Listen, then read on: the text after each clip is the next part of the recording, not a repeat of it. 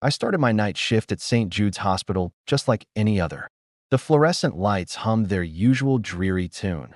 The smell of antiseptic hung heavy in the air, and the distant beep of heart monitors was the hospital's steady, rhythmic pulse. My job was simple: deliver late-night meals to the patients. I'd been doing it for 3 years. I knew every floor, every wing, every shortcut. Or so I thought. Around 2 a.m., I was making my final rounds. I had one last tray for a patient named Arthur in room 1301. I wheeled my cart to the main elevator bank and pressed the button for the 13th floor. The door slid open, and I stepped inside. But as the elevator ascended, I noticed something odd. The buttons went from 12 straight to 14. There was number 13. I chuckled to myself. Of course, the old superstition. I must have misread the chart. Maybe it was room 1201 or 1401. I checked the slip again. Nope. Clear as day. Room 1301. Confused, I took the staff elevator at the end of the hall, the one we used for laundry and equipment. It was old, creaky, and rarely used by anyone but janitors and us grunts. Inside, the panel was ancient. And there it was, a worn, yellowed button with the number 13 etched into it.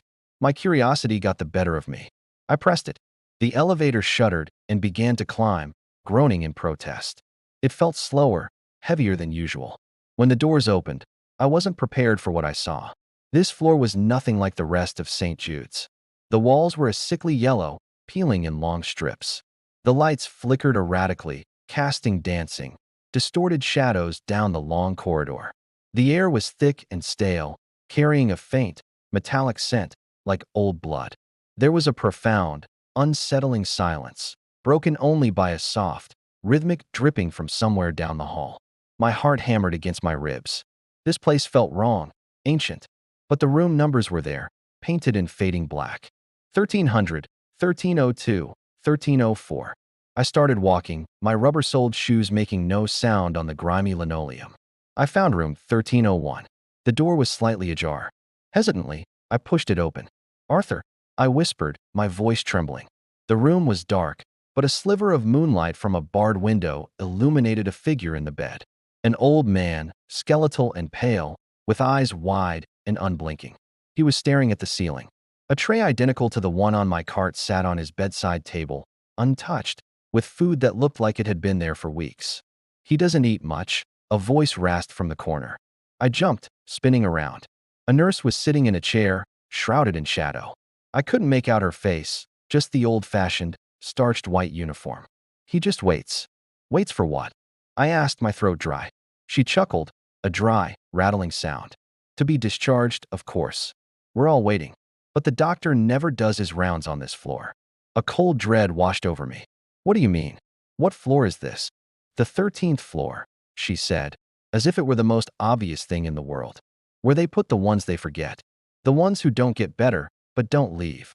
I slowly backed out of the room, my eyes locked on the shadowy nurse. As I turned to flee, I glanced into the other rooms through their small glass windows. Each one was occupied. Patients, all of them still and silent, staring into nothingness. Nurses in old-fashioned uniforms sat vigil in the corners, their faces obscured by shadow. They were all just waiting. I scrambled back to the elevator, my hands shaking so badly I could barely press the button. As the doors began to close, the nurse from room 1301 stepped into the hallway. For the first time, the flickering light caught her face. Her eyes were hollow, empty sockets. Her skin was gray and translucent. She wasn't a nurse. She was a ghost. She smiled, a lipless, terrifying grin. "Don't forget your card," she rasped. "You'll be needing it for your rounds." The doors slammed shut. I never went back to St. Jude's Hospital after that night.